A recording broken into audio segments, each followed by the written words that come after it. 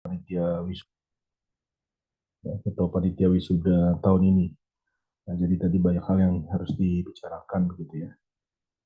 Wisuda tahun ini angkatan 36 ya, 36 dan 35. Nah, insya Allah nanti mudah-mudahan Bapak Ibu angkatan 39 ya, nanti pada gilirannya juga wisuda tepat waktu begitu ya. Amin begitu ya. Oke. Baik. Di kelas 39B jumlahnya berapa ya siswanya? Mahasiswanya berapa? Ada 37, Bapak. 37 ya. Berarti ini belum masuk semua nih ya. Mungkin mohon tolong diingatkan, silakan. Baru Baik, bergabung 23 ya. baik, Pak. Oke. Ya.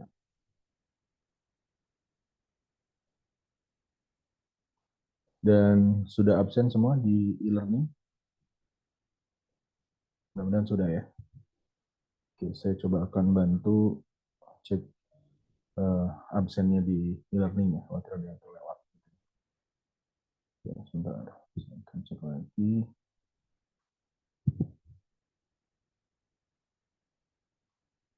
Ya, sebentar.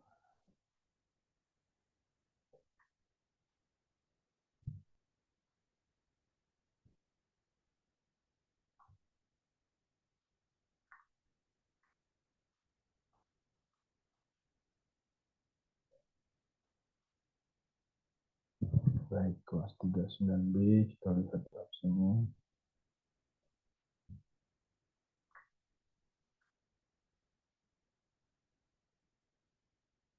Oke, hari ini tanggal 12 Juli. Kita lihat ya. Di kelas ini banyak yang mundur ya, banyak yang keluar ya. Lumayan, Pak. Lumayan ya. Ini Raka Novadu ya, gak ada ya, Ya, keluar ya. iya, Pak. Kemudian Ismi Iya, Putri juga nggak ada ya. ya, Oke. Kemudian yang Fitri mungkin bukan di sini. bukan kelas kami, ya, Pak. Oke. Kemudian nih Raisya, Ya, Ira, Ta ya. ah, ya. Banyak ya di kelas ini. Oke, ini lembar kedua. Email dia juga ya, keluar juga ya. Minta ini statusnya masih ngegantung, Pak. Belum ada keterangan. Oh gitu ya. Jadi Iya, kalau di mata kuliah yang lain gimana? Kuliah apa enggak? nggak kuliah juga, Pak. Dia tuh izin terakhir mau ambil cuti, katanya, Pak. Hmm. Cuman belum ada laporan lagi ke admin. Ya, karena kalau semester satu cuti belum bisa kan. Secara Iya, aturannya nggak ada. Karena gini, ibaratnya Anda baru masuk kuliah ya semester satu, terus minta izin cuti gitu. Kan nggak bisa. Artinya kalau semester awal ini kan Anda dinyatakan kan sudah siap untuk kuliah gitu kan, sudah komitmen untuk kuliah. Jadi kalau semester satu baru berapa bulan kuliah kemudian menyatakan cuti, ya pilihannya emang nggak ada sih. Cuti. Nah, cuti itu nanti adanya kalau kita masuk di semester 2 ya. Jadi kita sudah menjalani satu semester dulu gitu. Nah, itu ya. Nah, tapi mudah-mudahan juga jangan sampai ada yang cuti ya. Jadi supaya segera selesai lah ya, nggak menambah semester begitu. Oke, baik. Ya mungkin nanti kalau ada yang bisa menghubungi sampaikan aja bahwa memang pilihannya nggak ada cuti ya. Ya, bisa jadi nanti dia harus tentu mengulang lagi dari semester satu. Nah, saya nggak tahu apakah tentuannya nanti NPM-nya harus berganti lagi, mulai dari awal lagi. Nah, seperti itu. Ya. Oke, baik. Terima kasih informasinya. Nah, jadi saya berharap teman-teman yang lain tetap eh, aktif lah ya, berkomitmen aktif. Karena sayang ya, udah masuk kuliah berjalan, ya, tapi kalau tidak dilanjutkan gitu ya, tidak dimanfaatkan waktunya, saya kira ini momen berharga begitu. Oke, baik. Nah, kemarin kita udah bahas tentang manajemen konflik, ya, komunikasi efektif. Ya. Tentu ini berkaitan dengan mata kuliah kita, Hospital Entrepreneur Leadership. Ya. Dan jadi poinnya bahwa bagaimana Bapak Ibu teman-teman semua ini kan akan menjadi leader ya di rumah sakit. Sehingga mungkin ya bisa jadi sekarang juga sudah nih ya sudah di posisi tersebut. Nah, tinggal bagaimana aplikasinya, bagaimana pengembangannya, apa yang kira-kira mesti ditambahkan gitu ya. Nah, ini kita mungkin sharing bersama. Nah, Bapak Ibu, teman-teman semua, hari ini nih kita sudah masuk ke pertemuan 13-14 ya. 13-14. Nah, jadi di pertemuan selanjutnya itu sudah masuk pertemuan 15-16. Nah, 16 itu adalah jadwalnya UAS. Gitu, ya kan? Nah, nanti kita lihat lah. Ya, kemarin saya evaluasi di kelas 39B ada kendala nggak pada saat UTS ya? Mengirimkan jawaban OSS-nya. Apakah ada yang terlambat gitu? Apakah ada yang terkendala jaringan perangkatnya? Nah, saya sih berharap nggak ada ya. Saya sih berharap nggak ada karena memang saya mohon banget untuk jawaban ataupun soal UAS ini ya. Ini mungkin hampir sama dengan UTS modelnya. Jadi Anda nanti akan mendownload dari OSS soalnya, kemudian Anda kerjakan dan nanti diupload lagi di OSS gitu. Jadi mohon maaf saya hanya bisa menerima jawaban dari OSS. Selain dari itu saya tidak bisa menerima ya. Misalkan lewat email, lewat WA. Nah, jadi mohon pastikan semuanya bisa terkirimkan lewat OSS. Kenapa begitu? Karena ini penting sekali. OSS menjadi bukti bahwa Bapak Ibu teman-teman semua mengikuti proses perkuliahan. Nah, kami akan ada monef nih, baik monef di tingkatan universitas maupun di lembaga akreditasi. Ya. Nah, salah satunya akan dicek tuh proses akademik pembelajaran bagaimana, mulai dari absensi, ya, tugas, kemudian ujian. Nah, akan dicek ini mahasiswanya aktif atau tidak, ya. Kemudian mana bentuk tugasnya, mana materinya, mana bukti pembelajarannya, kemudian sampai kepada ujian. Ya. Nah, kalau Anda mengikuti UTS UAS kan terrecord semua di OSS. Anda ngirim jawaban, nah ini kan bagian daripada bukti Anda mengikuti ujian. Nah, jadi saya sebenarnya membantu teman-teman semua supaya datanya itu valid ada. Nah, kalau zaman dulu mungkin STIA gitu ya, sekolah tidak, ijazah ada. Nah, sekarang kan nggak bisa. Semua proses dari awal kita masuk ya kan, sampai kita selesai itu terdata semua. Ya, jadi walaupun kita proses perkuliahannya blended ya, kemudian hybrid, daring seperti ini, tapi secara pelaporan itu datanya ada lengkap. Oke. Nah, mungkin nanti saya memberikan pertimbangan ya, supaya waktunya juga efektif pada saat UAS, bisa jadi nanti Anda akan fokus mengerjakan UAS saja. Memang bisa pilihannya 1 jam pertama materi dulu, kemudian jam berikutnya adalah mengerjakan soal UAS. Tetapi saya khawatir karena waktu apalagi di kelas ini mungkin banyak juga dari luar kota, luar pulau gitu ya. Waktunya kan berbeda-beda. Saya khawatir dalam pengerjaannya ada terkendala. Jadi ya oke, bisa aja nanti di pertemuan berikutnya pada saat jadwal UAS jam 5 sampai jam 8 adalah waktu Anda untuk mengerjakan UAS begitu ya. Nah, karena ini bisa dikatakan ya pertemuan terakhir juga gitu ya. Nah, mungkin saya akan memberikan kisi-kisinya lah ya. Kalau perlu, tapi kalau enggak ya nggak apa-apa. Kira-kira kalau dibutuhkan ya oke, saya akan memberikan apa ibaratnya ngasih spill gitu ya tentang model ataupun rencana untuk ujian semesternya gitu ya. Baik. Nah, jadi Bapak Ibu teman-teman semua, di materi ini saya akan menyampaikan tentang juga yang akan berkaitan pada saat UAS nanti. Ya. Oke. Nah, yang pertama saya akan menyampaikan sebentar.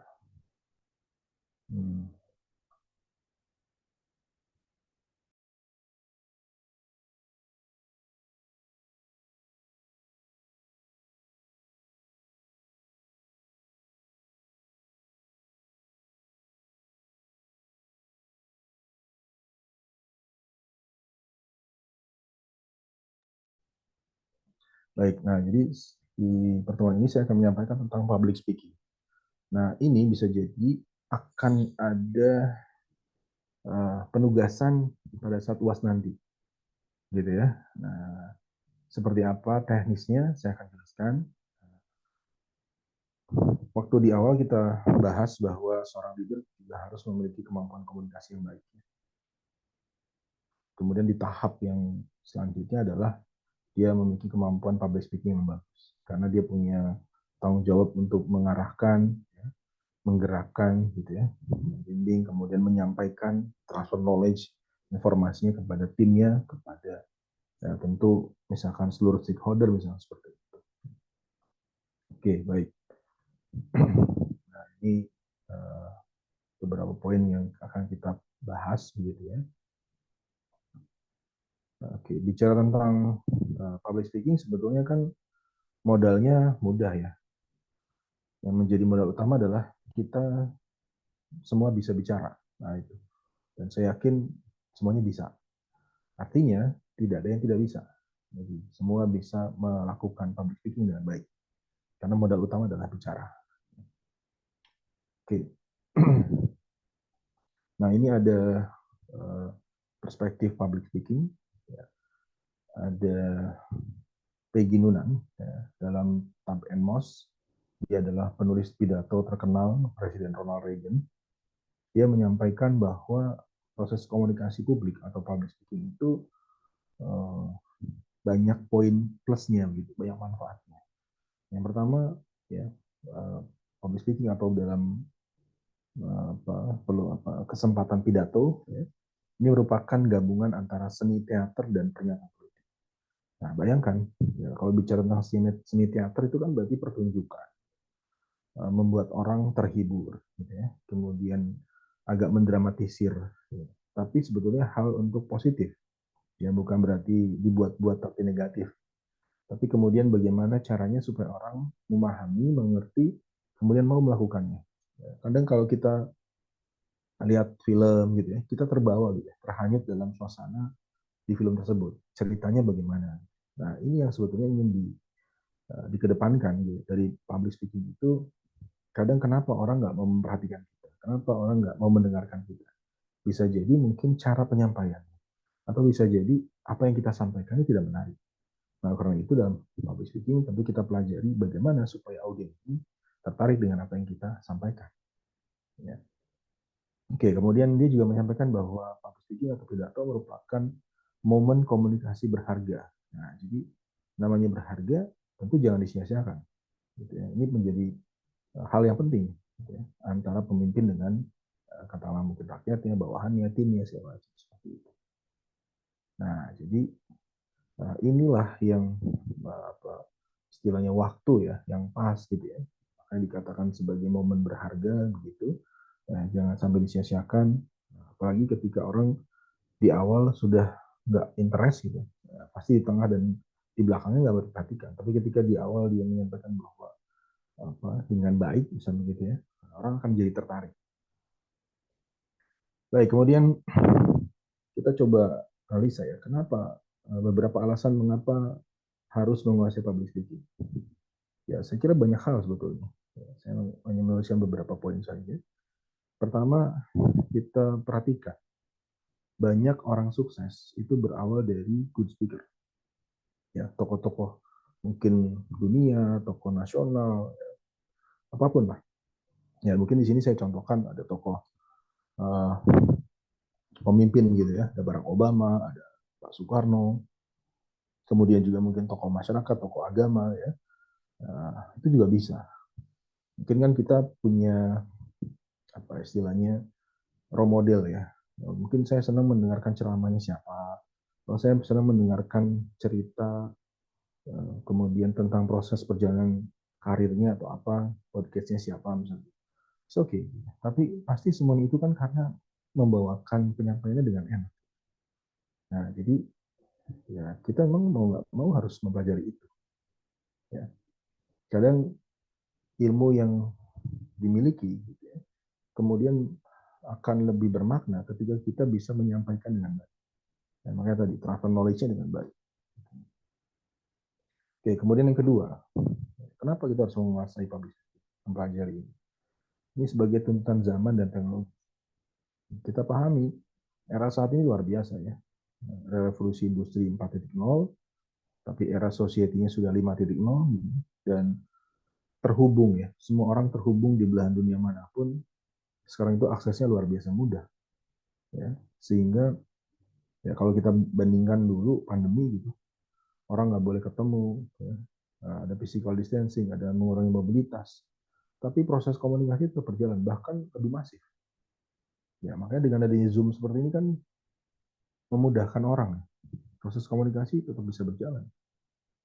Walaupun Anda nggak di dalam satu kota yang sama, walaupun Anda di luar kota, luar pulau, atau luar negeri, sepanjang Anda bisa mengakses gitu ya, ya rasanya ya it's okay bisa. Gitu.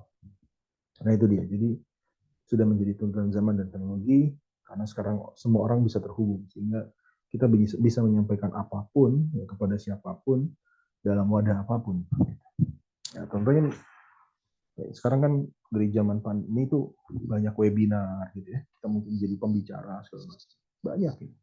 Kalau dulu kita ingin menyampaikan apa istilahnya kuliah umum kah atau seminar gitu ya. Jumlahnya 1.000 orang, kita kan bingung. Wah, harus nyari gedung yang besar gitu. Harus nyari tempat yang besar, akses segala macam. Berapa biayanya. Nah, kalau sekarang enggak juga. Kita bisa lewat Zoom, ya, kita bisa undang banyak orang gitu kan dalam satu waktu dan semua bisa terhubung. Baik, kemudian ketiga, tuntutan profesi dan karir. Ya, bisa dikatakan profesi dan karir apapun saat ini pasti membutuhkan public speaking. Ya, minimal memiliki kemampuan komunikasi yang baik. Ya kan? Baik itu ya profesi yang macam gitu ya. Apalagi di rumah sakit, saya kira juga ini nggak bisa terelakkan. Ya. Seorang yang memiliki kemampuan komunikasi yang baik, gitu ya, apalagi kita tadi yang menjadi seorang leader di rumah sakit, tentu ini menjadi salah satu persyaratan yang penting, gitu ya, untuk bisa tadi menjadikan seorang leader yang baik.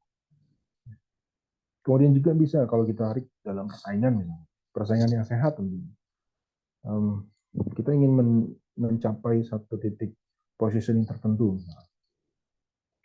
Ada promosi jabatan, diperebutkan misalnya 2 orang, ada tim penilainya gitu ya. Ya, mungkin dari 2 orang ini secara akademiknya agak berbeda dikit misalnya. Yang pertama, satu orang ini akademiknya bagus ya, tinggi lah nilai akademiknya. Nah, tapi yang kedua, orang yang kedua ini persaingannya, nilai akademiknya tidak setinggi yang pertama tadi, tapi memenuhi persyaratan. Artinya misalkan contoh, IPK-nya minimal misalkan 3,5 sampai 4. Nah, yang tadi yang pertama tuh IPK-nya 3,9 misalnya. Nah, yang kedua mungkin IPK-nya hanya 3,6. Nah, jadi dua-duanya memenuhi syarat tapi yang pertama lebih tinggi. Kemudian tentu dicek kan, ada persyaratan-persyaratan yang lain ya. Ada wawancara, ada psikotes, ada ya macam-macam lah. Gitu ya. TPA segala macam gitu. Nah setelah dites gitu ya, hasilnya tuh yang nilai IPK-nya tadi tinggi gitu ya, akademiknya itu kemampuan komunikasinya kurang. Ya, sementara yang tadi IPK-nya tidak terlalu tinggi tapi memenuhi syarat, dia setelah hasil psikotesnya, hasil wawancara gitu, dia punya kemampuan komunikasi yang baik, kerja sama timnya bagus gitu ya, kemudian mengarahkan juga soal. Nah, bisa jadi yang dipilih adalah yang tadi, yang nomor 2, secara akademiknya tidak terlalu tinggi, tapi kemudian dia bisa menggerakkan. Nah itu, makanya kenapa kemarin kita bahas juga tentang hard skill dan soft skill. Yang kedua-duanya harus saling support. Nggak bisa orang cuman kuat di hard skill saja misalnya. Nilai akademiknya bagus, tapi kemudian soft skillnya bagaimana? Ya, motivasinya bagaimana? Kemudian semangatnya seperti apa? Kerja sama timnya bagaimana? Komunikasi yang baik bagaimana? Sehingga membuat lingkungannya nyaman.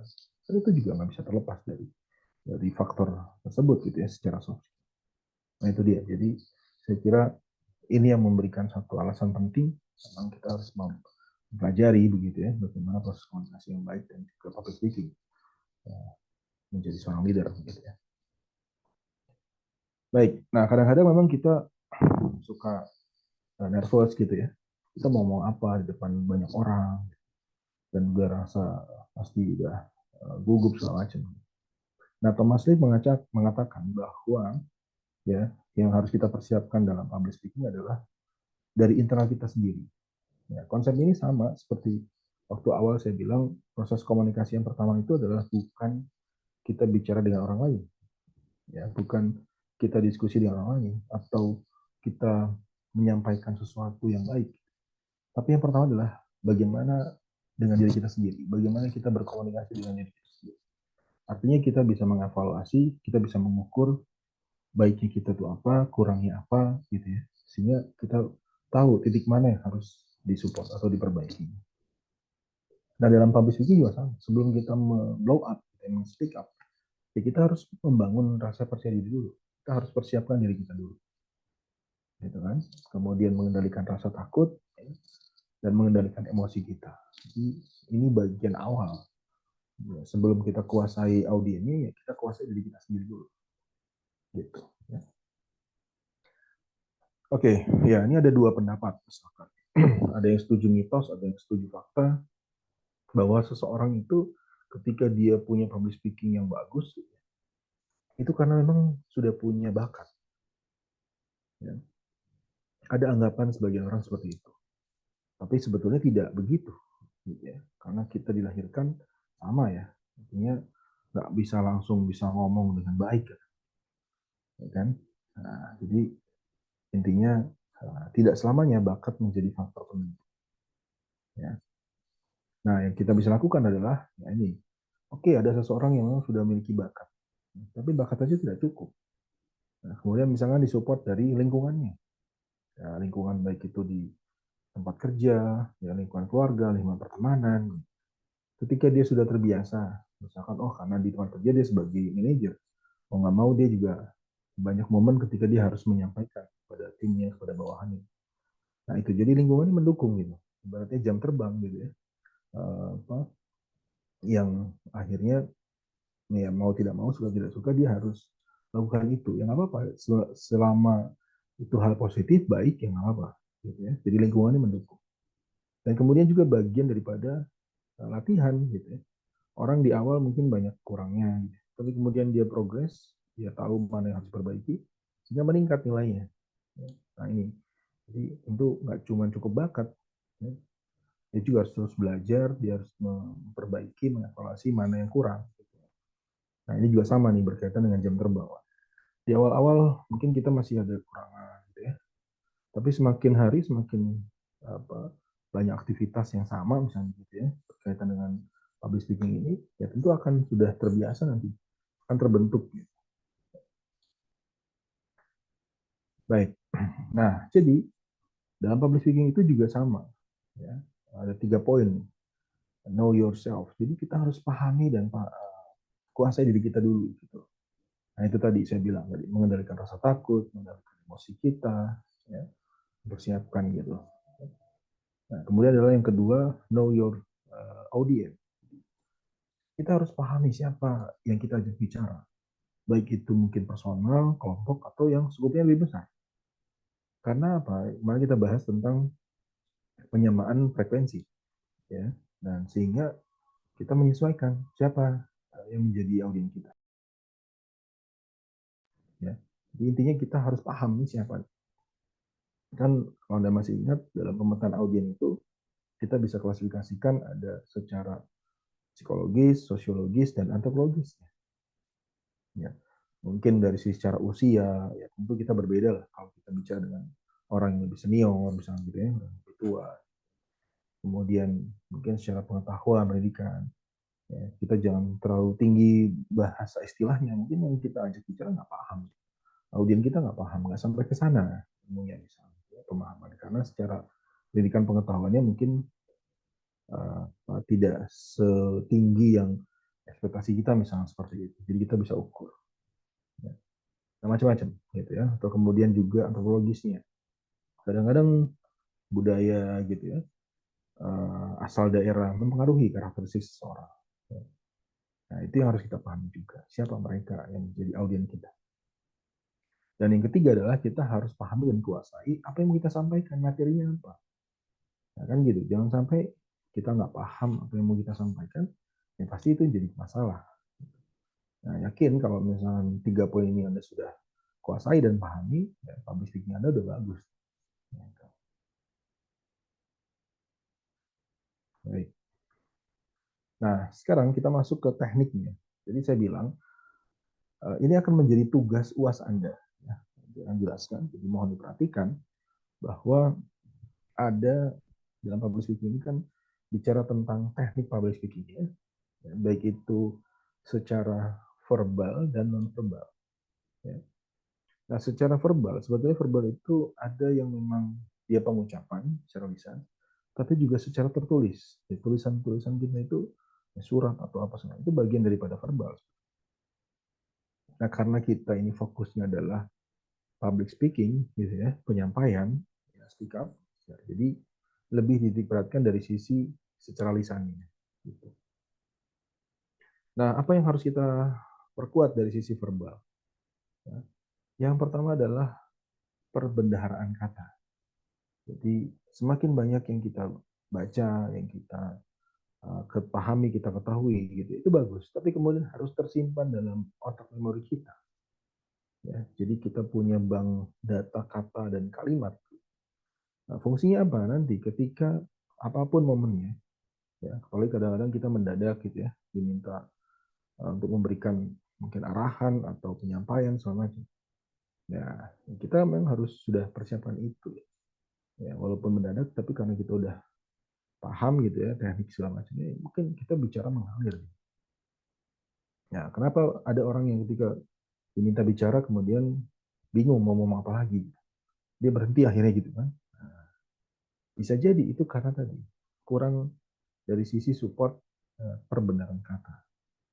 Ya, makanya tadi saya bilang caranya adalah apa yang kita baca, kita tulis, kita dengarkan, kita simak, itu harus meresap dalam pikiran kita. Karena nanti akan suatu waktu dibutuhkan, tinggal dikeluarkan. Nah, bagaimana cara kita merangkai satu kata dengan kata yang lain menjadi satu kalimat gitu ya. Kemudian juga kita rangkai satu kalimat dengan kalimat yang lain. Kemudian harus sesuai dengan konteks yang sedang kita bahas. Jangan sampai di luar pembahasan begitu ya. Nah, itu juga jadi salah. Nah, hal-hal seperti itu ya di awal-awal mungkin kita banyak ada kurangnya, nggak ada masalah gitu. Ya, tapi tetap kita harus berprogres ke arah yang baik. Gitu. Orang ketika dia sudah tertata pembicaraannya ke arah, ya, bisa jadi tadi dia sudah punya bakat, tapi kemudian lingkungan juga mendukung dan juga latihan. Karena dia sudah sering, ya, akan terbentuk sendiri. Baik, kemudian yang kedua adalah artikulasi. Nah, penyampaiannya harus jelas. A, B, C, D, E segala macam itu jangan sampai keliru apa yang mau kita sampaikan dengan penerimaan. Ya, A, I, U, E, O-nya harus jelas. Sehingga tidak menimbulkan kesalahpahaman. Nah, kadang-kadang dari hal yang begitu ya, maksud kita begini, pengucapan kita beda, akhirnya orang yang mendengarkan jadi kesinggung misalnya, gitu, atau kemudian oh, kok jadi salah misalnya. Nah itu, nah, ini harus kita perhatikan juga artikulasi. Kemudian volume suara, suara yang baik dalam penyampaian tentu yang terdengar pas gitu, yang enak didengar. Karena ketika suara terlalu keras gitu ya, bising nantinya. Kalau misalnya suara juga terlalu kecil, nggak kedengaran. Gitu. Nah itu, jadi yang bagus adalah yang pas didengar dengan oleh audiens. Kita juga sama kan, gitu. Mau dengarkan ceramah, mau mendengarkan musik, apapun, pasti kita akan mencari titik volume yang pas, sehingga akan lebih mudah diserap. Ya. Baik, kemudian, nah yang keempat adalah kecepatannya, pressingnya ya, itu juga harus diatur. Jangan sampai kita bicara terlalu cepat. Orang bingung, tadi maksudnya apa ya? Belum ngeh, belum paham, udah cepat banget ngomongnya. Gitu. Nah, itu juga nggak sesuai. Atau bahkan kebalikannya, orang yang bicaranya terlalu lambat, kan ada ya. Mohon maaf misalnya gitu ya. Nah, dulu juga ada tuh. Jadi ngomongnya pelan, kemudian nah, orang jadi akan jenuh kan, menunggu kan. Apa sih maksudnya gitu. Nah, jadi yang pas adalah yang tempo dan ritmenya itu kita atur. Ya. Baik, kemudian yang kelima adalah intonasi ataupun nada. Jadi orang bicara Kadang kita mendengarkan ceramah bisa berjam-jam. Kenapa kita merasa nyaman aja? Karena pembawaannya juga, karena penyampaiannya juga. Selain memang isi materinya, memang membuat kita itu menjadi butuh dan penerang. Gitu. Tapi kemudian juga cara penyampaian ini penting sekali. Ya, makanya tadi di sini saya sampaikan intonasi, nada. Ya, kenapa kita nyaman mendengarkan musik? Karena di musik itu kan dibuat harmonisasi, nada A, apa nada do re mi segala macamnya itu enak gitu ya didengar itu kan karena ada harmonisasi. Jadi kita juga harus bisa menjadi dirijen untuk diri kita sendiri, mengatur, ya kan? Ada intonasi naik turunnya, sehingga tidak datar dan orang jadi membosankan. Nah, itu yang perlu kita apa istilahnya itu create juga gitu ya, supaya orang tuh enak mendengarkan dan bukan hanya enak sih sebenarnya. Tujuan kita adalah apa yang kita sampaikan itu dikerjakan dan diimplementasikan. Nah, seorang leader kan kadang gitu ya, menyampaikan arahan gini. Kita nggak cuma pengen didengarkan selesai kan enggak, tapi kemudian apa nih tindak lanjutnya. Baik, kemudian yang kedua adalah bagaimana mensupport dari sisi nonverbal. Kalau tadi lebih ke arah penyampaiannya, verbalnya, gitu. Tapi kemudian nonverbal juga ini menjadi pendukung, penopang dari sisi verbal. Nah, di nonverbal itu ada bahasa tubuh, ada body language gitu ya. Nah, ya kalau bicara tentang body language itu kan dari ujung rambut sampai ujung kaki gitu. Dinilai biasanya. Bagaimana cara kita penyampaiannya, bagaimana gerak kita, bagaimana body language kita. Seperti itu. Kemudian yang kedua, ekspresi wajah. Nah, wajah ini 1000 bahasa. Ya, bahkan kayak sekarang ini kan kita kalau balas chat WA gitu, udah nggak pakai ketik-ketik lagi ya. Kita tinggal cari gambar atau stiker yang mewakili apa yang kita mau balas gitu, kita sampaikan. Dan misalkan wajah senyum, senyum juga macam-macam ya. Ada senyum tipis, ada senyum lebar, ada ya, tertawa juga gitu, ada tertawa yang tipis, tertawa yang sedang gitu, sampai tertawa yang terbahak-bahak, terguling-guling. Gitu. Nah itu dia. Jadi ekspresi wajah juga penting. Jangan sampai gini, kita ingin menyampaikan tentang sebuah misalnya semangat, motivasi, ya pengembangan rumah sakit, tapi kita sendiri sebagai pembicaranya tidak menampilkan wajah yang baik ataupun wajah yang ekspresi yang apa yang seger lah ibaratnya gitu ya. Kita mungkin kelihatannya loyo atau gimana mimiknya nggak bagus. Nah ini jadi kita harus mencerminkan apa yang mau kita sampaikan. Gitu, ya. Nah kemudian kontak mata ya kita perhatikan lah semua. Saya merasa bahwa saya bicara di sini ya seperti ada di depan saya begitu dan saya juga berharap Anda seperti itu. Apalagi kalau ketemu offline gitu ya kita perhatikan kepada semua yang kita ajak bicara. Jangan sampai Anda malah memalingkan pandangan begitu ya, atau kemudian Anda fokus kepada orang yang duduk di depan saja tanpa memperhatikan orang-orang yang duduk di tengah atau di belakang. Nah, tidak seperti itu. Jadi ya kita harus mengajak semua dalam pembicaraan tersebut. Ya. Oke, nah ini harus kita pelajari dari sisi teknik public speaking baik itu secara verbal maupun non-verbalnya. Nah, selanjutnya adalah dalam public speaking tentu dalam penyampaian, misalkan kita punya durasi 10 menit. Nah, tentu dalam 10 menit itu kita harus bagi mana ada pembuka, ada isi, ya, dan penutupnya. Minimal 3 itu. Nah, kita pahami bahwa ketika kita bicara, apalagi bicara momennya berharga tadi ya, kita ngasih apa mungkin sambutan, arahan, apa segala macam. Nah, ini kan jangan disia-siakan tadi. Ya. Tapi ingat bahwa pembuka itu menjadi salah satu kunci juga. Ketika orang interest gitu ya, itu melihat dari pembukanya. Ketika pembukanya sudah nggak bagus, orang pasti nggak interest gitu ya. Bisa jadi Anda belum menyampaikan isi pun dari tinggal, udah nggak mau didengar. Nah makanya ada istilah kesan pertama harus menggoda gitu ya, supaya menarik seseorang, supaya kemudian dia berminat dan mendengarkan apa yang kita sampaikan, kemudian bisa mengikuti apa yang kita pastikan. Ya. Baik, nah di pembuka tentu ada beberapa poin. Yang pertama, ya biasanya wajib ya salam ya. Assalamualaikum, selamat malam, selamat pagi, selamat siang, oke lah. Ya. Nah, silakan, itu disesuaikan kepada Anda masing-masing. Nah, yang kedua adalah kita harus menyampaikan topik atau agendanya. Ya kan? Nah, apa tujuan Anda menyampaikan ini? Anda mau menyampaikan apa sih? Ya, Kita harus jelaskan sehingga orang akan lebih interest gitu ya. Nah, bisa jadi apa yang kita sampaikan ini penting buat mereka. Ya, misalkan ya pada malam hari ini saya akan menyampaikan tentang teknik bagaimana public speaking yang baik. Oleh karena itu saya berharap Anda semua bisa mendengarkan karena ini penting buat Anda. Nah, jadi ya udah kita bisa sampaikan. Nah, di pembuka nomor 3 sampai nomor 7 itu adalah pilihan, pilihan untuk membuka pembicaraan public speaking yang bagus. Gitu, ya. Nah, kita ambil contoh-contoh. Misalkan nomor 3, memberikan apresiasi kepada audiens. Ya, bisa aja misalkan saya memberikan ucapan apresiasi dan terima kasih banyak kepada Bapak Ibu semua yang sudah hadir pada malam hari ini, dan saya melihat wajahnya cerah ceria semua gitu ya. Nah, mudah-mudahan ini juga secerah hari ini dan malam ini ya yang kita akan bahas bersama berkaitan dengan public speaking. Nah, jadi kehadiran audiens itu kita sambut gitu ya, ada feedbacknya. Nah, jadi jangan sampai audiens merasa bahwa ada jarak gitu, dan tidak dihargai misalnya. Nah, itu juga bisa menjadi salah satu trik ya untuk memberikan pembuka yang baik. Nah, sehingga kita punya chemistry dengan audiens kita. Gitu, ya. Oke, kemudian nomor 4 ya, pembuka. Bisa juga kita melakukan sebuah pembuka yang baik dengan mengambil kutipan atau kata bijak. Ya. Kalau Anda sering melihat Indonesia Liars Club ya, ada Pak Karni Ilyas gitu. Nah, itu biasanya beliau suka menyampaikan kutipan atau kata bijak dari tokoh-tokoh terkenal.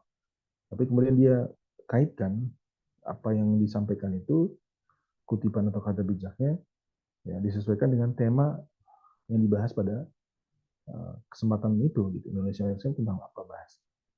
Dan orang pasti akan apresiasi, artinya wah bagus gitu ya, informasinya ataupun yang disampaikan itu nyambung gitu ya dengan yang dibahas. Nah, sehingga uh, ibaratnya kan gitu ya, kalau di berita itu mengabarkan, mendiskusikan, tapi kemudian kita yang mengambil kesimpulan bagaimana. Nah, itu contoh misalnya gini, jika Anda ingin menguasai dunia, maka kuasailah komunikasi. Max Weber, penulis terkenal Amerika. Nah, kan begitu ya. Nah, jadi kita bisa searching ya. Jadi kita mau menjelaskan tentang apa. Ya oke, kita coba cari kata bijak atau kutipannya dari tokoh siapa. Gitu ya. Dan itu menjadi salah satu kekuatan kita. Itu bagus sekali. Ya. Oke, baik. Kemudian yang kelima, kita juga bisa menggunakan teknik fakta mengejutkan. Nah, namanya fakta kan harus real, harus apa adanya. Nah, jadi kita harus cari yang memang betul-betul sebuah informasi valid, benar, gitu. Tapi kemudian bisa jadi banyak orang yang belum tahu. Atau bisa jadi datanya itu ekstrim. Nah, tapi harus fakta. Gitu. Nah, banyak ya. Tentu kita akan mempersiapkan lah. Kita membahas tentang apa nih. Ya. Misalkan Indonesia pada tahun 2030 akan mengalami krisis misalnya. Gitu. Ya tentu krisis apa dulu. Dan kita harus searching. Ya bisa jadi itu akan terjadi ketika misalkan kita tidak mempersiapkan. Sehingga tadi dolarnya misalnya terus naik, ya nilai mata uang rupiah sangat rendah misalnya begitu. Ya. Kemudian terjadi inflasi atau segala macam. Terjadi masalah global lagi. Misalkan seperti pandemi kemarin tapi kemudian tidak bisa tertangani dengan baik. Nah, jadi kita boleh tuh ya ibaratnya di pembuka itu kan ingin mengambil hati ya menarik interest daripada audiens, tapi lagi-lagi yang harus terukur, jadi jangan sampai kadang kalau sekarang nih kita baca berita ya atau bukan baca berita online gitu ya, judulnya itu menghebohkan gitu ya, judulnya misalkan apalah segala macam membuat kita ingin membaca di dalamnya gitu karena buat kita oh ini ekstrim banget nih jadi penasaran pengen baca. Tapi kadang-kadang antara judul dengan isinya berbeda jauh. Jadi kita kayak di prank, wah ini kok nggak sesuai. Nah itu jangan begitu. Kalau dalam teknik public speaking ya kita harus menyampaikan fakta apa adanya. Jadi kemudian dengan referensi data yang jelas. Ya. Baik. Kemudian nomor 6. Kita bisa menggunakan model atau teknik cerita singkat. Ya, misalkan contohnya, ya, setelah tentu ini setelah salam, setelah memberikan topik agenda apa. Misalkan saya ngambil tentang tekniknya cerita membuat cerita singkat di awal pembuka. Misalnya ini, 3 hari yang lalu saya bertemu dengan kawan baik saya. Dia adalah seorang direktur rumah sakit dan pada malam hari itu kita banyak diskusi. Dia menjelaskan tentang bagaimana kiat sukses mengembangkan rumah sakitnya yang saat ini telah berhasil, gitu ya, misalkan menaikkan apa segala macamnya. Dan dia cerita bahwa ada 3 hal yang utama yang harus dilakukan oleh seorang direktur rumah sakit. Nah, pada kesempatan malam ini, saya akan menceritakan kepada Anda semua tentang 3 hal keberhasilan tersebut. Nah, itu jadi kita membuat cerita gitu ya, bahwa seolah kemarin saya dapat informasi dari teman saya. Ya, boleh aja cerita itu bisa cerita sesungguhnya, atau mungkin cerita kiasan, tapi kemudian isinya memang betul-betul fakta yang memang kita bisa sampaikan kepada audiens. Ya. Artinya secara data referensi sumbernya jelas. Tapi kita mengambil setting seolah ini adalah cerita. Nah, itu boleh, sehingga orang akan penasaran. Oke, kemudian nomor 7, pertanyaan pemancing. Nah, pertanyaan pemancing itu bisa juga kita meminta respon daripada audiens. Anda setuju atau enggak sih, misalkan begini-gini. Nah, bisa jadi ada yang setuju, ada yang enggak. Dan kemudian akan menjadi penasaran intinya. Nah, kemudian kita bahas, kita jelaskan. Kenapa Anda milih A, kenapa Anda milih B, konsekuensinya apa, misalnya. Ya. Ada anggapan mitos, menurut Anda ini mitos atau fakta misalnya. Ya, kan bisa aja, orang ada yang percaya mitos, ada yang percaya fakta. Nah, jadi ini teknik ya. Teknik.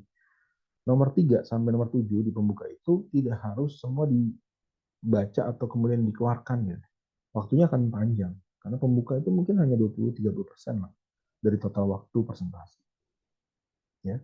Nah, sehingga kita pilih mana yang menurut kita bagus di pembukanya tadi. Ya. Oke, kalau kemudian isi, ya, nah isi kan lebih kepada data, referensi, ya, sumbernya itu harus jelas. Jangan sampai kita menyampaikan sesuatu, sumbernya masih diragukan, datanya belum valid, ya, itu jangan sampai. Oke, kemudian di dalam isi kalau kita menyampaikan tentang pendapat, itu boleh. Ya. Ini konsepnya sama seperti kita membuat tesis. Ya. Di tesis itu, terutama di bab pembahasan. Ya. Kadang mahasiswa bingung, menulis apa ya di pembahasan. Nah, sebenarnya di pembahasan itu dia menggabungkan dari berbagai macam aspek. Ya, di pembahasan itu kita harus menjelaskan apa hasil penelitian. Misalkan Anda ada faktor X, apakah diuji begitu ya, apakah berpengaruh kuat terhadap faktor Y. Nah, ketika hasilnya berpengaruh kuat, oke, kita sampaikan bahwa ada faktor X yang berpengaruh kuat terhadap faktor Y. Nah, kemudian kenapa ini bisa terjadi?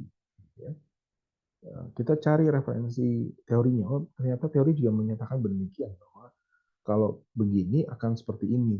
Teorinya jelas, jadi didukung secara teori. Kemudian kita lihat lagi aturannya, standarnya. Oh, ternyata benar di rumah sakit memang secara standarnya ketika rumah sakit tipe E, misalkan tipe apa semacam itu standar pokoknya harus begini misalnya. Nah, jadi semua data itu kita harus tampilkan. Kemudian juga pembanding, penelitian relevan. Nah, ini sesuai dengan penelitiannya yang pernah dilakukan oleh siapa misalnya. Menyatakan bahwa memang hal yang begini-begini. Nah, jadi kita tuh runut menyampaikan data referensi yang valid dulu. Nah, baru nanti kalau kita mau menyampaikan pendapat, orang akan percaya karena pendapat kita itu tidak berdiri sendiri, tapi sudah melihat referensi dari data-data yang lain. Jadi akan lebih objektif. Ya, coba dibayangkan kalau kita belum apa ngasih pendapat dulu. Orang akan bertanya, pendapat Anda itu berdasarkan apa? Dari mana? Nah, itu sama. Jadi nanti dalam tesis juga begitu. Di pembahasan itu, di paragraf akhir, itu biasanya adalah pendapat peneliti.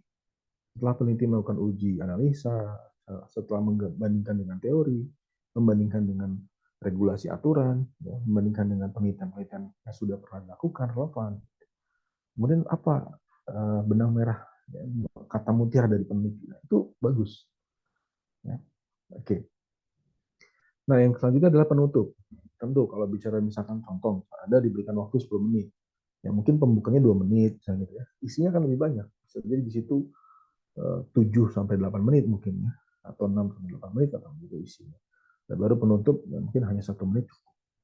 Tapi lagi-lagi Ya, di penutup juga harus kita pilih yang betul-betul bagus gitu. Artinya kita bisa jaga tuh mulai dari pembuka, isi dan penutup. Jadi kita nutup dengan bagus gitu ya. Jadi jangan sampai malah turun grafik.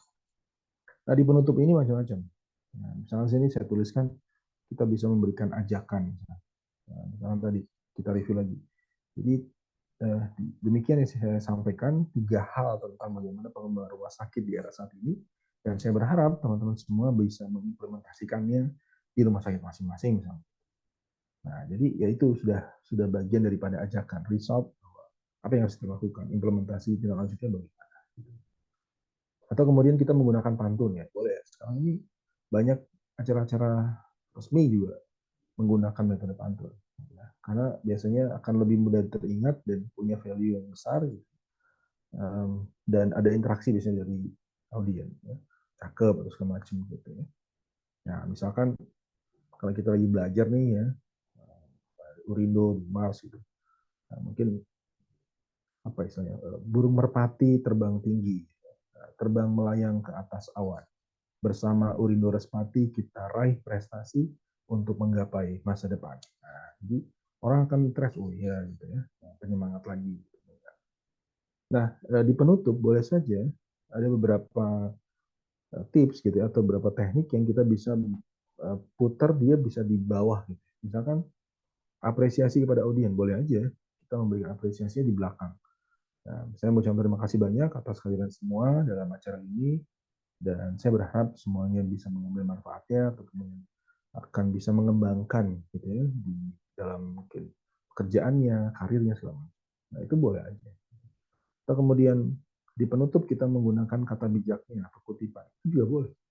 Ya, kalau Anda perhatikan tadi Karin Ilyas ya, Pak Karin Ilyas dalam Indonesia Raya Club itu setiap momen sih dia bahkan di penutup juga dia akan memberikan kata bijak juga.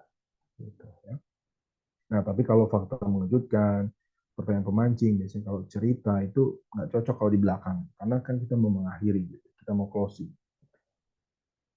Oke, baik Bapak Ibu, jadi ini yang harus diperhatikan dalam teknik public speaking sebetulnya. Bagaimana dari sisi verbal non verbalnya kita perkuat, gitu ya.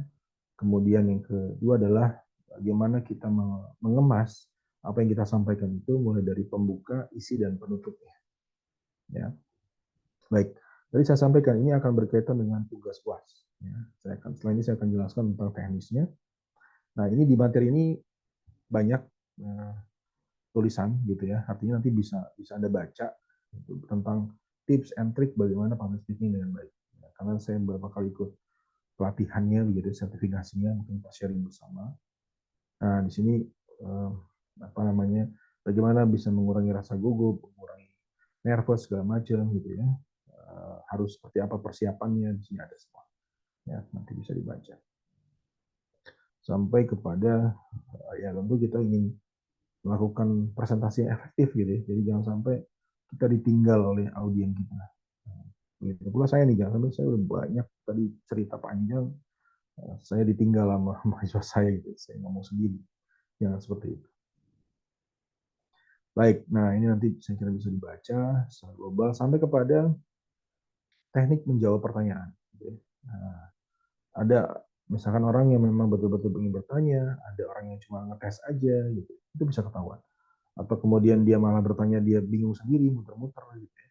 Nah, itu juga ada. Oke, baik. Nah, nanti saya kira bisa dibaca di sini. Ya. Nah, saya agak percepat aja. Saya akan menyampaikan tentang public speaking tadi berkaitan dengan tugas pada saat UAS. Nah, sebentar, saya akan menyampaikan. Ini bisa dibilang ya mungkin sudah masuk kisi-kisinya lah ya. Atau ya bisa dikatakan ini tugas untuk UAS.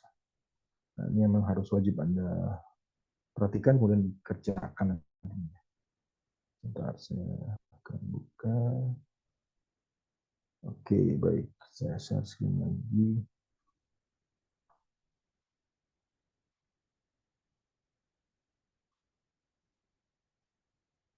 Ya. Nah, Bapak Ibu, teman-teman semua, jadi ini adalah tugas Anda nanti dikumpulkan pada saat jadwal UAS. Ya, nah saya bacakan di sini. Tugas UAS ini pribadi ya, mandiri ya, masing-masing. Jadi Anda diminta untuk membuat video public speaking dengan tema rumah sakit. Ya, silakan apapun itu. Tetapi lebih diutamakan yang inovatif dan menarik. Nah, jadi yang bagus ya. Durasi video 7 sampai 10 menit. Nah, jadi bagusnya jangan sampai kurang dari 7 menit, jangan sampai lebih dari 10 menit. Ya, di antara itulah ya. Menggunakan teknik komunikasi verbal maupun non-verbal. Nah, tadi saya sudah jelaskan. Komunikasi verbal itu bagaimana, non-verbal seperti apa. Gitu. Dan juga memperhatikan public speaking dari sisi pembuka, isi, dan penutup materi yang bagus. Nah, tadi saya sudah contohkan juga ya, tips and triknya. Video dibuat terlihat minimal setengah badan ya, atau seluruh badan tanpa membaca teks. Nah, jadi jangan sampai kelihatan Anda baca tulisan gitu ya, tentu akan berbeda. Jadi saya pengennya ini mengalir aja, ya, Anda harus pahami. Gitu. Nah, pastikan gambar dan volumenya bagus ya, volume terdengar jelas. Ya. Diperbolehkan memakai alat peraga jika ada atau jika memang mengharuskan memungkinkan. Tapi sebenarnya tidak perlu. Ya. Nah, kemudian tidak perlu juga ada audiens atau interaksi. Jadi nggak mesti harus ada tanya jawab. Kita siapin ya, yang mendengarkan nggak mesti. Jadi fokus kepada diri Anda aja. Ya. Video dikirimkan ke YouTube. Nah ini dia. Jadi nanti Anda diminta untuk membuat YouTube, ya, link YouTube kelas. Nah jadi ini Anda nanti diminta untuk membuat YouTube kelas. Nah ini contohnya misalkan Mars Urindo 39A atau Anda kan 39B gitu ya. Nah, dan seterusnya silakan. Paling lambat ini dikumpulkan saat jadwal UAS. Jadi misalkan 2 minggu lagi ya, UAS gitu ya. Nah itu harus sudah terupload semua videonya. Nah hati-hati karena upload video di YouTube itu perlu waktu ya. Nah, bahkan ada satu hari mungkin dibatasi hanya sekian. Nah, jadi saran saya kalau ada yang sudah siap, misalkan 2-3 hari ke depan, ya udah langsung diupload aja gitu. Nanti bertahap. Nah, cara bikin linknya bagaimana, ya, bikin YouTube bagaimana, Anda buka YouTube. Nah, jadi saya ingin lihat dulu juga bagaimana proses kerjasama di kelas ini. Gitu. Jadi kalau ada yang bisa, ya udah minta mungkin Anda jadi koordinatornya lah ya, membantu teman-teman. Nah, jadi silakan nanti kelas membuat sendiri link YouTube ya, semua dapat bisa melihat dan Anda boleh bisa melihat contoh dari angkatan sebelumnya. Nah, jadi kalau Anda buka YouTube, Anda tinggal klik Mars Urindo 38, A, B, itu keluar semua ada di YouTube. Ya. Dan Anda harus lihat contoh yang bagus ya, yang sesuai dengan kriteria ini yang saya buat. Ya, karena ada juga mahasiswa kan ya yang mengirimkan YouTube, tapi mungkin seadanya nggak bagus. Nah, jadi tentu itu yang mempengaruhi penilaian. Ya, semakin bagus, semakin mengikuti arahannya gitu ya. Ya, verbal-verbal, membuka isi penutupnya itu akan semakin bagus. Baik, nah silakan ini difoto atau di screenshot karena ini menjadi tugas pribadi ya masing-masing dan nanti akan dikumpulkan pada saat jadwal UAS. Ya, misalkan 2 minggu lagi kita UASnya hari Jumat, misalkan jam 8 malam berakhirnya, dan berarti berharap semuanya sudah terkirimkan di jam 8 malam tersebut. Ya, ketika ada yang belum, otomatis nanti nilainya juga berpengaruh. Oke, bisa dipahami ya? Baik. Dan nanti materi seperti biasa akan saya kirimkan lewat e-learning. Bisa dibaca. Baik, untuk tugas ini ada yang mau ditanya dulu nggak? Silakan. Kalau ada yang masih belum paham tentang tugasnya.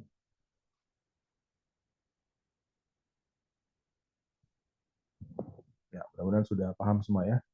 Oke, ya, jadi nanti silakan kalau ada yang mau lihat contohnya di YouTube kelas di angkatan sebelumnya. Ya, tinggal klik aja 38 apa misalnya gitu ya. Mars Urindo 38A, 38B, seperti itu. Baik, nah saya akan lanjutkan lagi tentang materi kita. Ya, masih ada waktu setengah jam lah ya. Jadi tetap walaupun saya kuliahnya mundur ya, tadi waktu awalnya mulainya, tapi saya konsisten supaya tidak mengganggu jam Anda juga, jam 8 kita selesai. Gitu ya. Setengah jam. Oke, sebentar.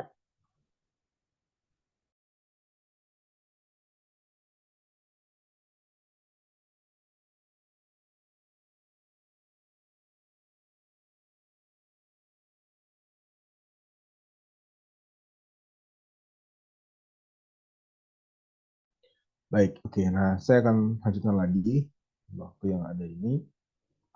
Um, saya ingin menyampaikan dulu gini, karena nanti di UAS ya. Jadi kalau tadi kan tugas yang Anda harus kirimkan lewat YouTube, tapi nanti pas jadwal UAS tetap Anda mengerjakan soal yang akan di-download di OSS. Nah, soalnya apa? Ya mungkin nanti saya akan ngasih kisi-kisi juga, akan saya kasih spill-nya gitu ya. Baik, nah sebenarnya saya akan ngasih materi dulu. Nah ini, sensasi dan persepsi. Kemarin kita bahas tentang manajemen konflik. Salah satu kenapa terjadi konflik itu kan karena perbedaan, beda sudut pandang, beda pemahaman gitu ya, macam-macam kan. Nah tentu berbeda itu banyak hal juga faktornya, karena keterbatasan apa yang kita lihat ya, sehingga mempengaruhi uh, kesimpulan, kemudian juga sebetulnya proses di awal kita melihat sesuatu itu kan sensasi ya. Jadi apa yang kita rasakan pertama itu adalah sensasi, kemudian masuk dalam pemikiran kita, ya mungkin pengaruh dari pengalaman, dari apa yang kita pelajari akan menjadi persepsi. Baik, nah saya coba contohkan di materi ini akan lebih banyak gambar sebetulnya, dan saya ingin memancing Anda dulu gitu ya, kaitan dengan sensasi dan persepsi. Sensasi, jadi nah misalkan melihat gambar ini, mungkin bagi sebagian orang sudah merasa ketakutan gitu ya melihat gambar ini, apalagi malam, walaupun ini bukan malam Jumat ya, malam Sabtu. Tapi bagi sebagian lagi ya melihat ini biasa aja, mungkin kan begitu. Tergantung sensasi masing-masing. Ya. Ya, atau misalnya ini masuk ke wahana rumah hantu misalnya. Kenapa sih orang mau bayar mahal, ngantrinya panjang gitu ya, pengen masuk ke wahana rumah hantu. Padahal yang masuk juga ini orangnya takut gitu. Apa yang dicari? Sensasi ya. Dia penasaran gitu. Kayak apa sih di dalamnya? Seberapa serem kah? Ya kan? Nah itu, jadi yang dicari adalah sensasi. Nah, sama dengan apa nih, roller coaster misalnya. Kita naik roller coaster juga sama. Antrinya bisa berjam-jam, ya, bayarnya mahal. Walaupun kita naik itu seperti disiksa gitu ya. Ada yang muntah, ada yang pingsan, ada teriak-teriak, wah segala macam. Nah tentu punya tujuan yang macam-macam lah ya. Tapi salah satu adalah tadi sensasi, untuk mendapatkan sensasi. Dan wujud pengakuan bahwa oh saya bisa kok, saya kuat. Atau bahkan ingin melepaskan penatnya, ada juga. Ya, kemudian kalau kita bandingkan lagi, misalkan kita menikmati minuman atau apalah secangkir kopi. Padahal kopi yang diminum ini isinya sama dengan seperti kita minum di rumah yang sasetan itu, yang gambarnya kapal misalnya. Tapi kenapa ketika di kafe lebih nikmat rasanya misalnya, dan harganya lebih mahal, dan kita beli gitu ya. Ya bisa jadi karena di kafe kan kita memandang pemandangannya bagus ya, mungkin ada live musik, jadi hal-hal yang lainnya yang menjadi estetikanya gitu. Nah, itu ternyata sensasi juga kan. Jadi kita membeli sensasinya gitu. Padahal yang kita minum mungkin sama rasanya atau kemudian mereknya sama gitu. Kalau kita beli sendiri, sasetan mungkin hanya 2.000 sasetnya aja gitu ya. Tapi kalau sudah di kafe, ya harganya bisa jadi 20.000 bahkan lebih. Baik, nah ini saya mau coba Anda perhatikan. Ya. Nah, sensasi kadang juga banyak hal ya. Ada sebagian orang yang sengaja membuat sensasi, jadi sensasional. Ya, mohon maaf, misalkan kadang artis sengaja bikin sensasi supaya tetap laku misalnya. Nah, bisa juga kan sensasi seperti itu. Ya, gitu kan. Nah, kemudian kita juga kadang menjadi korban sensasi. Ada iklan atau ada di medsos rame tempat makan baru gitu ya, dibikin seolah-olah penarik gitu. Akhirnya kita pengen nyoba nih. Nah, kadang ekspektasi ya dengan realitanya berbeda jauh. Mungkin pas di video digambar, oh bagus. Tapi ternyata pas nyoba makanannya nggak seenak yang kita bayangkan. Sama mungkin tempat wisata juga gitu. Ya, nah ini ya antara ekspektasi dengan realitanya berbeda jauh. Ketika di iklan atau di media sosial rame gitu kan muncul, mungkin diambil foto dan videonya pada saat memang sepi kan. Ya, orang nggak liburan gitu. Nah, jadi pantainya bagus ya, pasirnya putih segala macam kan. Menjadi spot foto yang bagus. Ya. Nah, pada saat kita mau ke sana kan biasanya nunggu liburan ya. Kemarin misalnya liburan anak-anak. Ya semua orang pada pengen ke sana. Akhirnya yang kita harapkan nggak sesuai. Wah, yang tadi yang menikmati pantai foto yang bagus ya rebutan sama orang lain. Pantai isinya orang semua. Ya, bisa seperti itu. Jadi kadang-kadang sensasi itu kita ikuti ya, tapi kemudian tidak sesuai dengan ekspektasi kita. Nah, sekarang saya pengen Anda coba uh, sampaikan gitu. Kira-kira nih gambar di kiri atas itu gambar apa?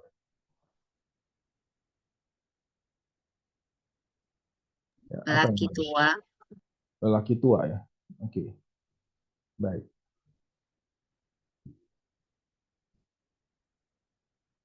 Kalau dari jauh memang gitu ya, lelaki tua ya. Nah, tapi kalau coba diperhatikan lagi kira-kira ada gambar apa lagi? Ada perempuan yang pakai baju. Ada perempuan ya? Ya, Oke. Ada berapa orang di gambar itu? Jadi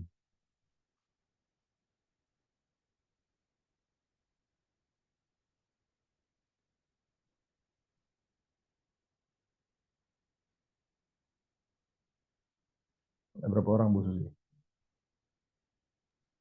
ada kepala satu, ada ibu yang menggendong anak, habis itu ada anjing ini Pak. Hmm, ada ada anjing yang tidur juga ya. Iya,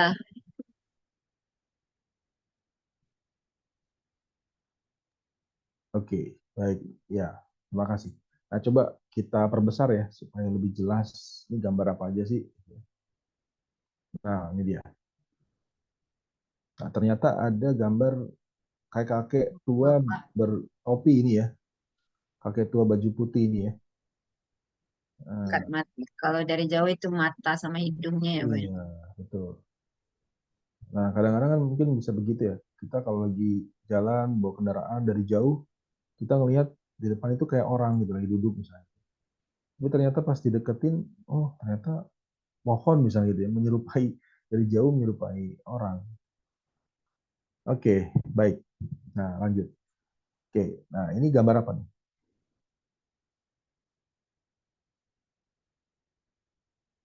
Di awal kita melihatnya kakek nenek ya, berhadapan gitu ya. Ada orang main gitar. Nah, ternyata ada orang main gitar di situ. Iya, ada yang megang kepala juga. Ada yang megang Yang keluar kepala, dari pintu.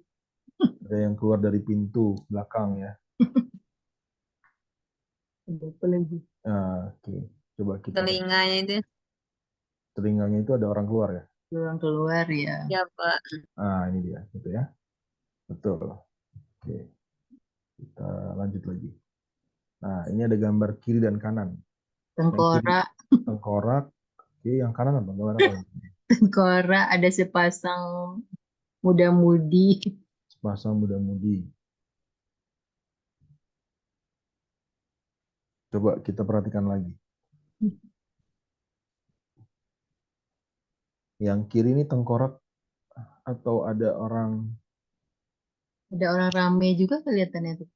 yang mana? Yang tengkorak itu ada perempuan dua, kalau yang sebelahnya itu ada dua, empat perempuan ya. Hmm, Ada rumah juga deh. ada rumah. Ada danau di depannya itu ada kayak kolam gitu. Wah, ada danau. Itulah, nggak apa-apa. Sensasi persepsinya Pak, bisa macam-macam. Oke, yang kiri itu kan pertama kita lihat tengkorak ya. Tapi setelah kita coba analisa lagi, ini gambar perempuan, ada perempuan. Nah, tapi pertanyaan juga gini, Dua orang. perempuannya 2 orang apa 1 orang? 2 Kayak orang. bercermin gitu ya, Pak, kayak berkaca gitu dia. Nah, itu dia. Kalau dia bercermin berarti 1 orang ya. 1 orang ya. Gitu kan. Oke, nah itu kita bisa macam-macam ya teman. Nah, yang kanan ini berapa orang nih? Katanya banyak nih orang. 4. Kalau yang ini 4 orang. 4 orang ya. Iya. Ini cewek-cewek 2. Ada yang Yang di sedang- depan 2, belakang Ya, itu 2. cewek 2 di belakangnya dan juga cewek lagi. Hmm. Gitu. Ada yang sedang menyajikan makanan juga ya.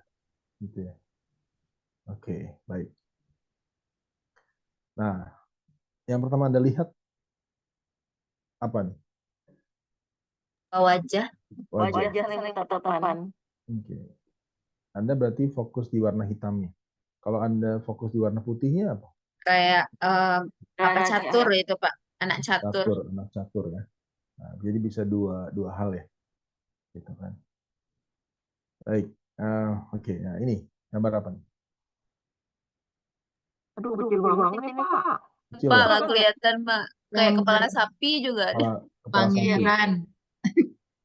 Ada Kepala kuda mungkin ya. Kepala Oh. kuda apa kepala sapi itu Mbak? Tapi ada orang pakai topi.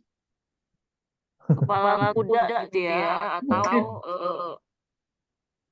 ini kepala kuda, tapi ada orang. Tapi di kepala kuda tuh kayak ada orang yang lagi. Terus samping kiri kanannya ada permaisuri, ada apa namanya itu Pak? Kayak pangeran, terus ada ininya. Ya. Oke. Kiri kanannya ada perempuannya gitu. Ya, oke. Coba kita perbesar ya supaya lebih jelas. Penasaran ya. Nah, Kepala kuda. Kepala kuda, tapi ini kayaknya rajanya ya Pak ya? Iya, ada raja, pangeran, Raja api. dan pangeran sama apa nih? Sama ratu-ratu kiri kanan. nah itu. Pengawal-pengawalnya juga ada nih yang pakai topi itu Pak. Iya. Jadi ternyata kalau dari jauh tadi kayak kepala kuda, kepala sapi gitu. Ternyata pas diperjelas bajunya ya. Jadi kayak ada bahunya ada bulu pangkatnya gitu ya. Oke, baik. Nah, ini mana yang benar? 4. Ini Kalau jumlahnya dari kiri 4, kalau dari kanan ini 3. Nah, jadi mana yang benar? 4. Lihat di mana kita menghitungnya. Kita berdiri Pak. Sama 6 dan 9 ya Mbak. Kalau agak ke kiri sedikit tuh Pak 4. Kalau agak di atas kita lihatnya 3. 3. Ini kan kayak gini orang bisa ribut ya. Dua-duanya kan merasa benar gitu. Iya. Nah, sekarang kalau kita menjadi penengahnya, kita sebagai leadernya gitu. Ini untuk memberikan solusi masalah ini harus gimana? Kita pisahkan satu-satu Pak. Pisahkan satu-satu. Kita kasih jarak ya. Baloknya ini. Iya. Angkat aja baloknya Pak. Hitung satu-satu, 1, 2, ada 3 kan. Nah, misalkan baloknya ini panjang gitu ya. Kan ada orang yang merasa gini, Anda tuh kan kayak gitu karena nggak tahu sih ngerasain di posisi saya misalnya. Coba deh ngerasain di posisi saya. Nah, makanya biar tahu misalnya. Kan ada yang kayak gitu kan. Nah, jadi kalau ada begini nih gimana nih solusinya? Kita pindah di posisi masing-masing Pak. Ya, saling bertukar posisi ya. Ya. Nah, jadi ingin membuktikan bahwa saling merasakan ya. Saling merasakan. Oh, ternyata bener ya kalau dari kanan rasanya begini gitu, ada 3 gitu ya. Kalau dari kiri rasanya begini, ada 4. Kalau misalkan nih baloknya nggak bisa dipindahin gitu, dia panjang, dia ujung sama ujung gitu kan bisa begitu dalam pekerjaan. Oke, jadi kita merasakan dari sisi yang memang menjadi apa istilahnya tugasnya misalnya gitu ya. Oke. Kemudian ini biasanya ibu-ibu nih paham. Kalau ada masalah begini nih, ya, mana yang Anda dahulukan? Kemudian urutannya seperti apa? Pasti anak tuh Pak. Nomor 3 dulu. Oh iya. Oke, 3 digendong, kemudian melakukan apa lagi? Matikan kompor. Nah, 3, 1. Usir anjing, baru angkat telepon. 42. Oke, 3142. Nah, ada yang lain boleh pendapatnya? Misalkan berbeda, boleh. Ada? Gimana? Apakah Anda sama atau berbeda yang Anda lakukan? 1, 3, 2, Tir 4. anjing dulu, Pak. Yang lebih 4. membahayakan anjing ini kan. Meledak kompor nanti.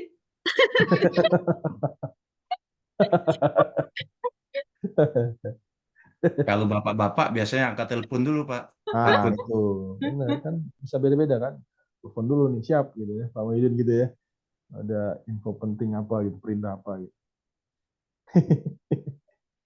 Ya, tentu ini tadi lagi-lagi sudut pandang yang bisa berbeda tiap orang, gitu kan. Pasti punya sensasi dan persepsi masing-masing.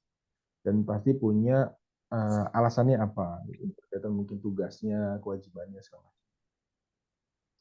Oke, nah sekarang lanjut. Nah di gambar ini, misalnya ini di bawah nih jurang.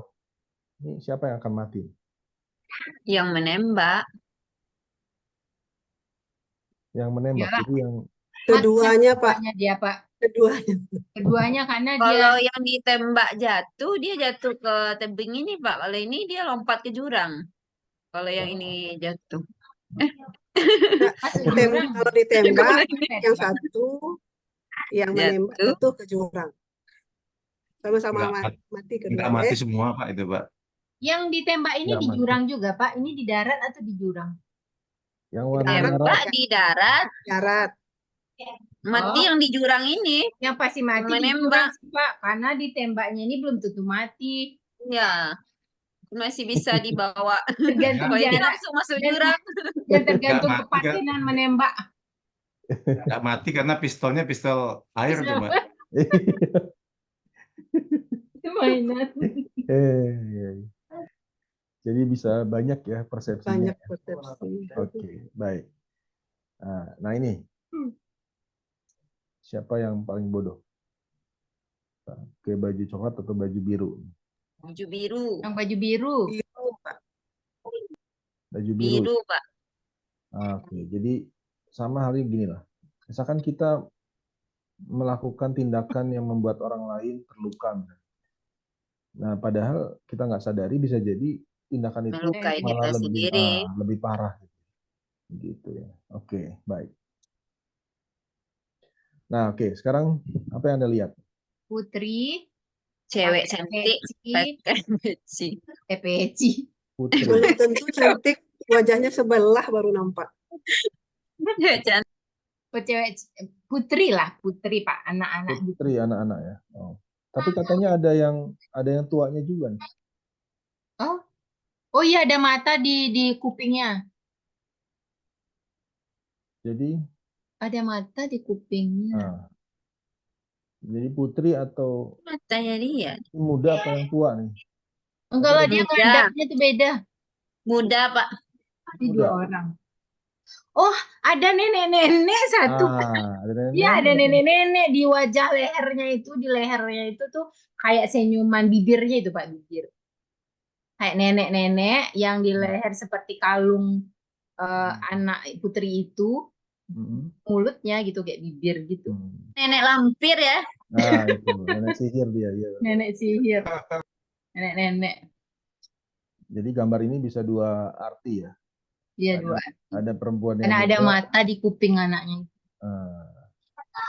Bibirnya kalungnya, Pak. Iya. Oke, baik. Itu lancipnya tuh. Nah, sekarang Nenek-nenek apa kakek-kakek nih Pak? Pokoknya orang tua lah Pak. katanya Nenek-nenek. di gambar ini ada wanita muda juga nih, ada wanita cantik juga. Wanita cantik. Ya, coba Anda cek lagi.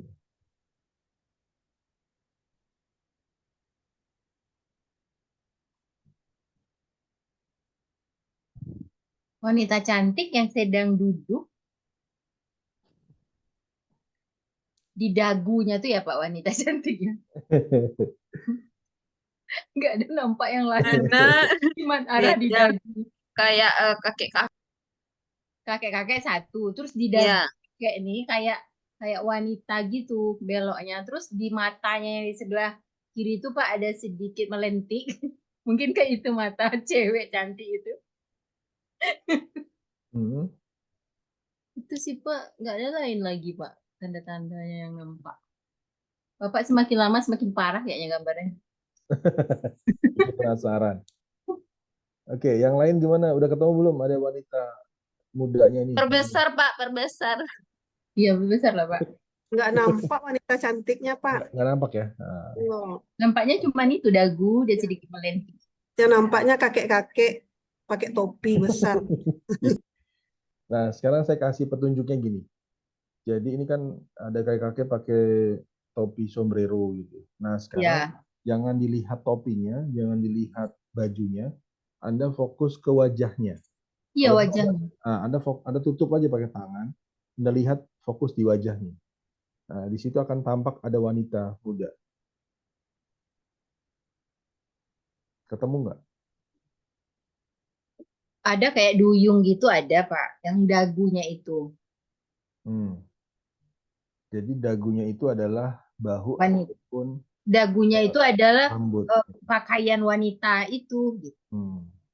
Kayak duyung gitu Pak.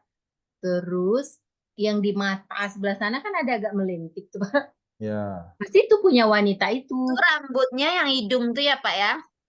ya rambutnya sampai ke Ya hidung yang besar dagu. ini. Ya. Ya. Ini. Nah, hidungnya itu adalah dagunya. Hidung itu Ya. adalah dagunya. Dia melihat ke belakang samping. Oke. Rambut dari belakang ya Pak ya? Ya, betul. Ketemu ya? Mau Pak. Ketemu Dari ya? hidung sama Sampai dagunya. mereng-mereng pula kita melihat. Harus tutup dulu topi Iya, sama bajunya Pak. betul. Betul. Oke ya. Udah ketemu ya? Ya Baik. udah Pak, tuh nampak garis rambutnya Pak. Oke. Nah, sekarang pertanyaan nih. Ada berapa Gajah. kaki gajah ini? Gajah. Ada berapa kaki? Kakinya 1, 2, 3, 4, 5, 6. 1, 2, 3, 4. 1, 6. 2, 3. 6 Pak. Itu belalainya 1 nih. Ya, 1, 2, 3, 2, 5. 3. 5. 1, 2, 3, 4, 5. Yang di belakang 2 kaki. Hmm. Yang di tengah 1. Depannya lagi 1. Yang dekat belalai 1. Jadi berapa? 6?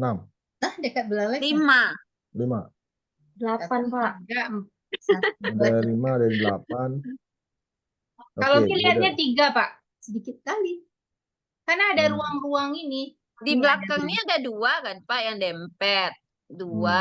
Habis itu di depan yang 2 ini ada 1 lagi. Di depan yang 1 ini ada 1 lagi. Itu dekat belalai itu kan kaki 1 tuh.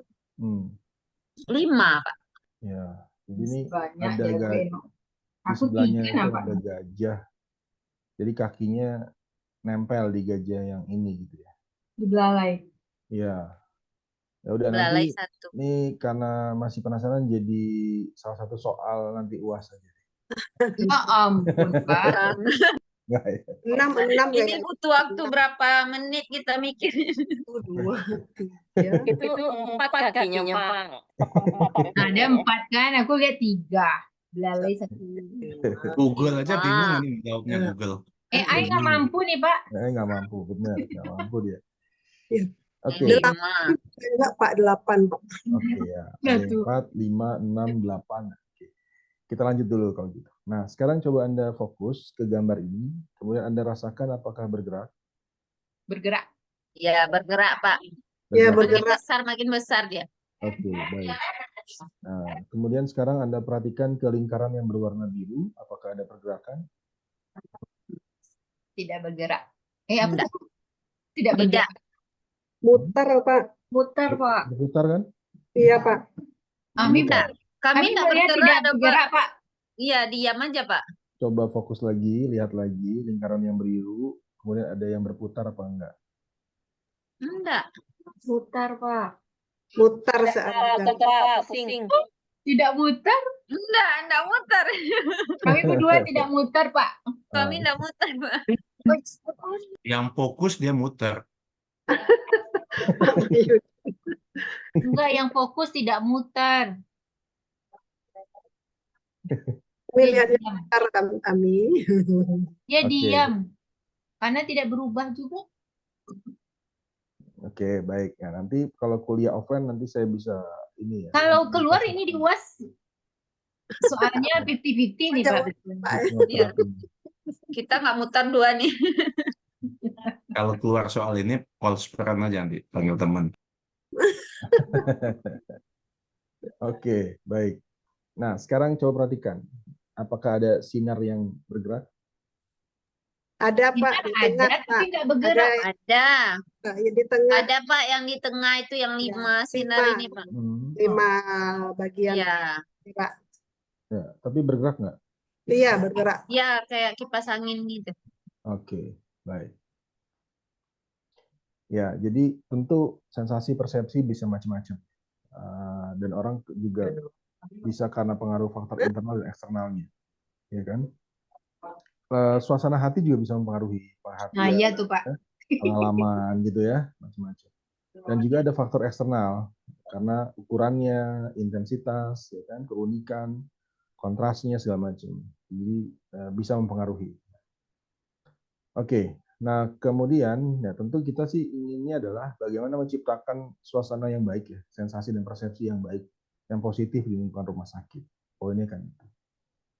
Nah sekarang ada gambar, tapi kalau tadi saya minta untuk menjawab secara lisan, ya sekarang karena kan belum semua menjawab tadi. Nah sekarang saya pengennya saya tunjukkan gambar, tapi Anda jawab lewat chat, lewat pesan di Zoom ini, bisa ya?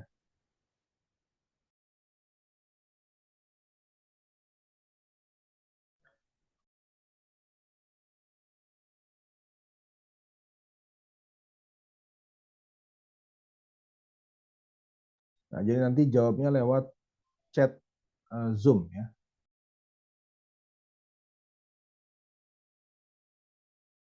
Jadi nanti siap-siap Anda ketik di chat, nanti saya akan foto siapa saja yang sudah mengirimkan jawabannya, gitu ya. Dan saya akan hitung berapa jumlah yang jawab. Ya. Nah, saya ingin tahu responnya gimana nih ya, yang sudah ikut di kuliah ini. Oke, siap? Nah, saya akan tunjukkan gambarnya, waktunya terbatas dan silakan langsung Anda jawab lewat pesan di Zoom ini. Ya. Oke, siap. 1, 2, 3. Ya, silakan. Langsung diketik di chat room, di Zoom, Bisa dan diulang Pak. everyone. Dua orang, baru 2 orang yang menjawab 4, 5, 8, 12, 14, 15, 20. Oke, baru 20 orang. 21.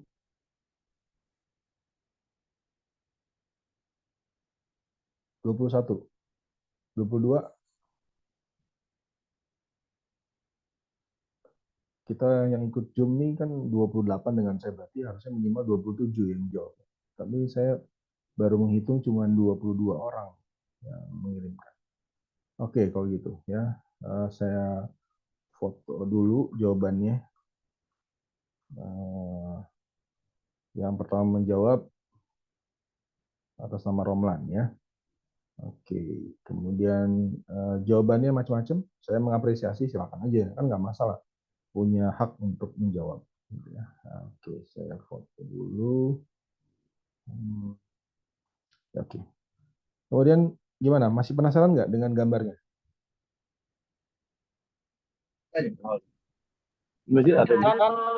Ada kayaknya. Penasaran? Saran Oke, Pak sih. kalau penasaran kita coba buktikan gambarnya apa ya. Ya.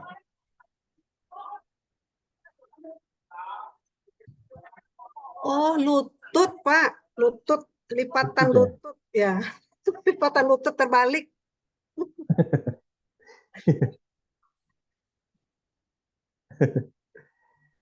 Oke. Salah tadi itu berarti.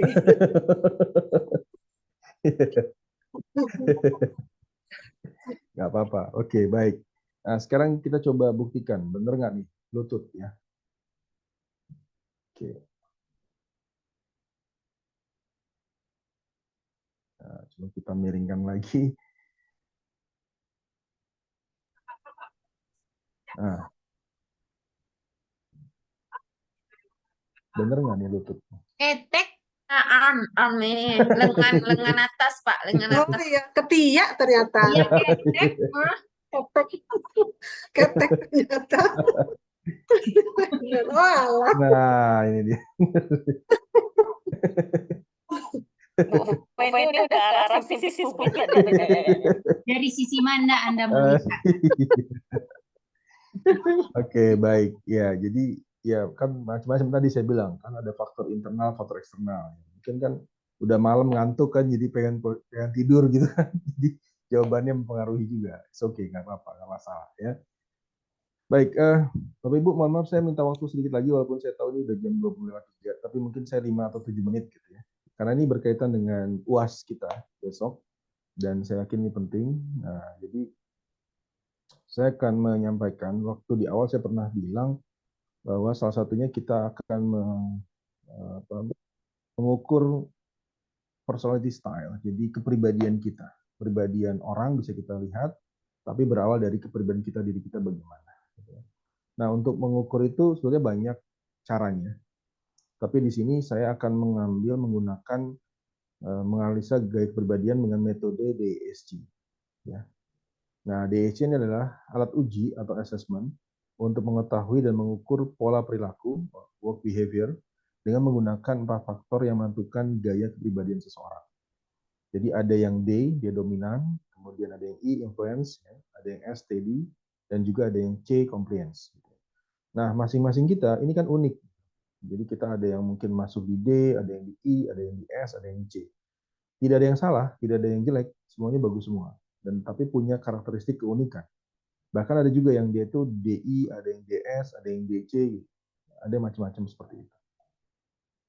Nah, ini tingkat akurasinya bagus, banyak yang menggunakan ini, walaupun beberapa metode juga banyak, gitu ya. Nah, ini saya akan berikan kepada Anda. Ada orang yang lebih mengedepankan secara logikanya, thinkingnya, gitu ya. Tapi ada juga orang yang lebih mengandalkan perasaannya, feelingnya, macam-macam. Ya, ada orang yang lebih aktif, ada yang orang yang lebih pasif, gitu. Nah, sehingga bisa membedakan. Supaya lebih jelas, ya, saya akan memberikan video. Ya. Mohon nanti disimak videonya.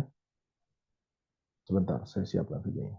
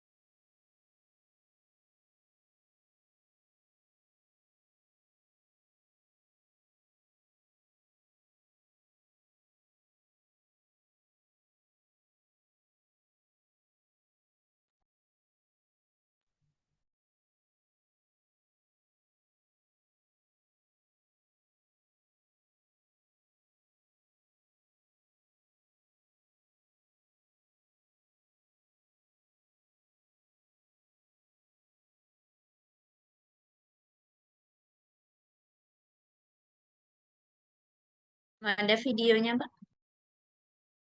Iya, sebentar, belum.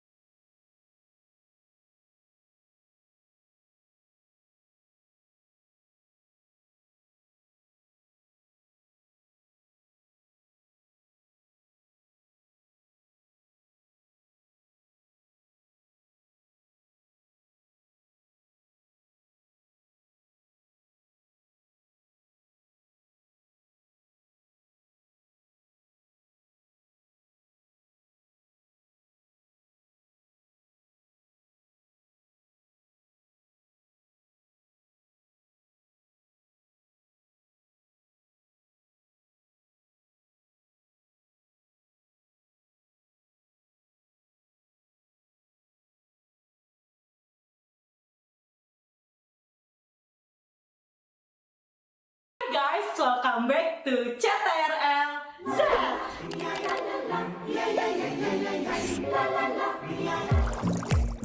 Kamu pemarah, atau pemalu, atau kamu ngomong mulu, atau santai aja gitu kayak di pantai. Kamu mau psikotes, tapi nggak punya uang. Mau yang gratis kan? Swipe up! Itu bukan Instagram. Tahu gak sih guys, di dalam ilmu psikologi ada 4 tipe personality manusia. Dominant, influence, stable, and compliant. Dan kamu adalah salah satu dari tipe personality itu. Penasaran dong kamu yang mana? Semuanya tergantung gimana kamu menanggapi lingkungan dan situasi yang lagi kamu hadepin. Sebelum kita kasih tahu, jangan lupa subscribe dulu ya. Let's get started. Let's say kita sedang berada di kantor. Ada satu karyawan yang selalu terlihat tergesa-gesa. Di mejanya banyak banget dokumen. Dia terlihat begitu serius sama kerjaannya. Waktu kita perlu bantuan atau sekedar pengen tanya, sering banget dia lagi sibuk.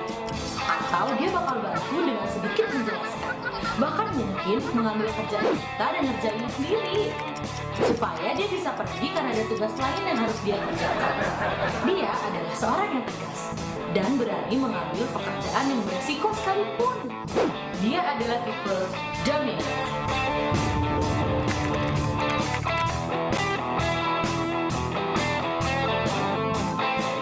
Sekarang kita bahas tipe yang kedua. Oke, bayangkan kamu adalah karyawan baru di kantor. Kamu anak baru ya? Larissa, nama kamu siapa? Muncullah seorang yang sangat ramah. Semua orang di kantor kenal sama dia. Orangnya lucu, suka ngomong, sampai kadang menjadi sedikit nyebelin. Orangnya sangat ekspresif ketika bercerita tentang apa aja. Dia yang ngejelasin ke kamu tentang semua ruangan di dalam kantor. Benar-benar orang yang sangat menyenangkan. Dia adalah tipe influence.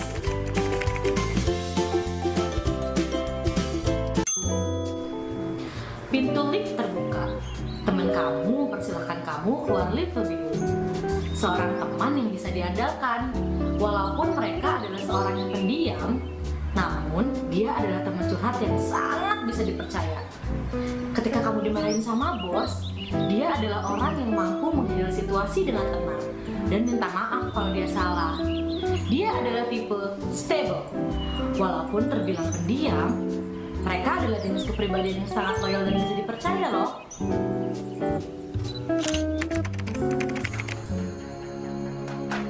Nah, kamu punya nggak sih teman yang sangat tertutup? Atau itu kamu? Orang yang suka kerja sendiri di ruangan yang cuma ada dia sama kerjaannya. Orang yang gak suka dengan sorotan dan gak suka diagung-agungkan. Orang yang detail banget dalam ngerjain sesuatu dan gak suka diganggu. Pas waktunya diskusi, dia adalah orang yang gak suka banyak bicara. Tapi percaya deh, di dalam otaknya, dia lagi mencerna setiap kalimat yang kalian ucapkan. Kadang dia baca juga loh gerak tubuh kamu. Apa kamu lagi bohong atau tidak? Dia adalah tipe compliant. Nah, itu tadi 4 kepribadian yang ada di setiap diri manusia. Ayo, kamu udah tahu belum kamu yang mana? Tenang, gak ada yang bagus atau yang jelek kok. Karena setiap manusia itu terlahir unik. Dan dari keunikan itu, kita bisa saling melengkapi satu sama lain. Jangan lupa like dan komen di bawah apa sih tipe kepribadian kamu. Jangan lupa share juga ke teman-teman kamu biar mereka juga tahu apa tipe kepribadian mereka. See you on the next video. Bye!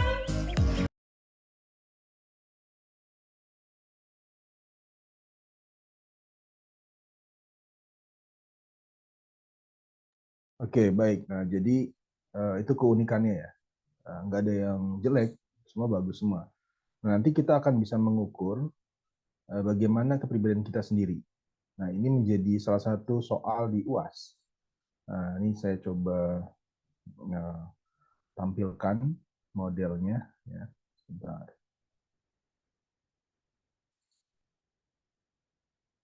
Nah, tapi nanti Anda harus hati-hati dalam mengisinya. Ya, karena banyak yang salah di dalam mengisinya. Jadi kita harus perhatikan petunjuknya, dibaca dengan baik, ya, kemudian isi dengan benar. Oke, saya akan tampilkan.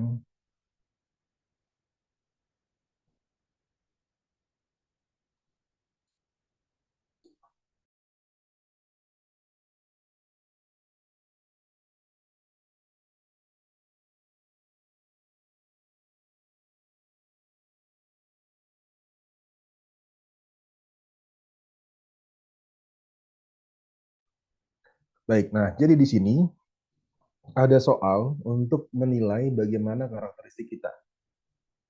Oke, nah yang pertama kita harus perhatikan instruksinya. Berikut ini Kelihatan Pak gambar sudah tulisannya. terlihat? Kelihatan nggak? Agak Kecil. kabur, Pak. Ya, Kecil, Pak. agak Kabur. tapi, Luar, Pak. ya, memang sengaja dibuat agak kecil kabur dulu supaya kan namanya kisi-kisi, jadi nggak boleh kebuka semua gitu. Nah sekarang gimana? Udah kelihatan agak mendingan? Oke, saya bacakan aja ya. Nah ini instruksi di sini. Berikut ini akan ada 24 kotak pertanyaan yang harus Anda jawab. Ya. Pada setiap kotak terdapat 4 pernyataan. Untuk setiap kotak, lingkari satu tanda plus ya, di samping pernyataan yang paling menggambarkan diri Anda. Jadi kalau Anda paling bagus, yang paling Anda suka gitu ya, itu kasih tanda plus dan dilingkari plusnya. Kemudian lingkari satu tanda minus di samping pernyataan yang paling tidak menggambarkan diri Anda. Nah, kita lihat contohnya di kotak ini. Ya, ini nanti ada kotaknya banyak ya. Kita contoh salah satunya. Di sini ada 4 pernyataan. Ya. Nah, dari 4 pernyataan ini tetap Anda harus memilih melingkari satu yang plus dan satu yang minus. Contoh di sini. Pendiam tidak banyak bicara. Kemudian berjuang mencapai hasil. Nah, ketika memang berjuang mencapai hasil adalah yang paling Anda suka gitu ya. Nah, ini Anda tinggal lingkari plus. Ya, gitu kan. Kemudian mudah bergaul dengan orang baru. Kemudian berusaha menyenangkan orang. Oh, ini mungkin yang paling Anda nggak suka gitu ya. Nah, yang kalau Anda nggak suka adalah lingkari minusnya. Nah, di setiap kotak itu harus ada satu plus dan satu minus, tidak boleh lebih. Jadi jangan sampai plusnya ada 2 atau minusnya ada 2 atau bahkan lebih, itu nggak boleh. Jadi tetap harus memilih plusnya 1, minusnya 1. Oke, bisa dipahami? Bapak Ibu? Jelas ya? Ya, Pak. Terus, Oke. Pak. Baik, Siapa?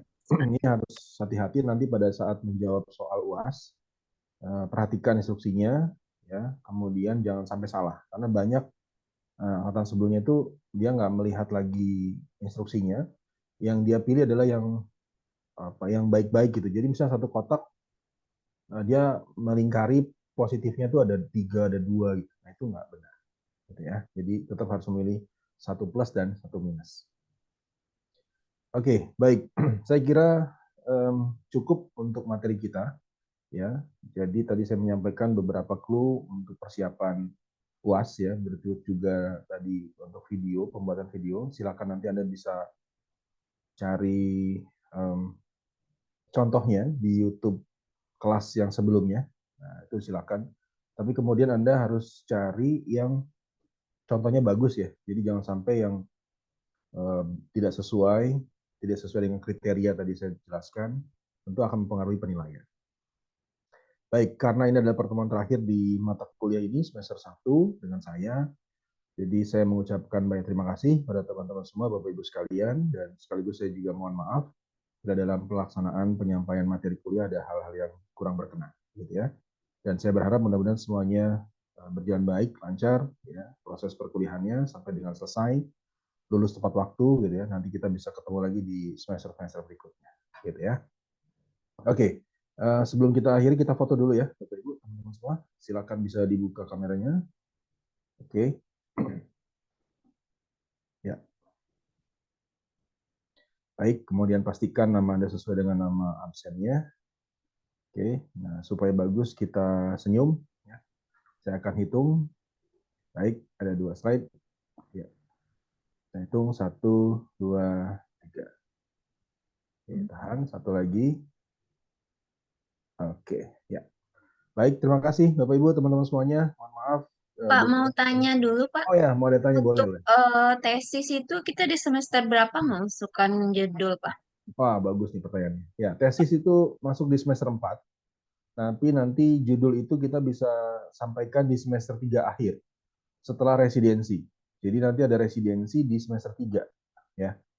Nah, jadi kalau dari sekarang kita sudah mulai menyiapkan residensi mau di mana. Karena nanti ketentuan residensi itu tidak boleh di rumah sakit sendiri. Ya, dia harus change ke rumah sakit lain. Sehingga mendapatkan pengalaman, pembelajaran baru. Gitu ya. Itu Tapi biasanya berapa minggu atau bulan itu Pak? Oke, residensi Residensinya. biasanya 3 bulan.